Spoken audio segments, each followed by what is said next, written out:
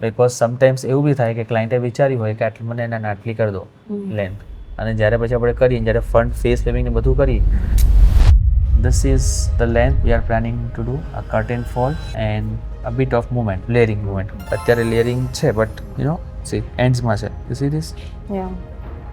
okay, અને plus પાછળનો shape છે ને જે as you can see કે થોડો V ટાઈપ થયો છે, એટલે અહીંયા થોડી ટેલ બનવાની ચાલુ થઈ છે.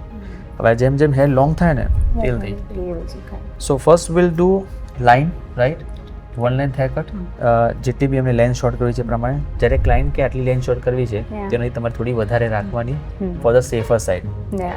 બિકોઝ સમટાઈમ્સ એવું બી થાય કે ક્લાયન્ટે વિચાર્યું હોય કે આટલી મને એના આટલી કરી દો લેન્થ, અને જ્યારે પછી આપણે કરીએ, જ્યારે ફ્રન્ટ ફેસ પેવિંગ ને બધું કરી, આટલી શોર્ટ કરી નાખી તમે, રાઈટ. Right. એટલે આપણે થોડું લોંગ રાખીને ચાલવાનું, because if you want to do more short તો આપણે ફાઇનલ ફિનિશિંગમાં કરી શકીએ છીએ, રાઈટ.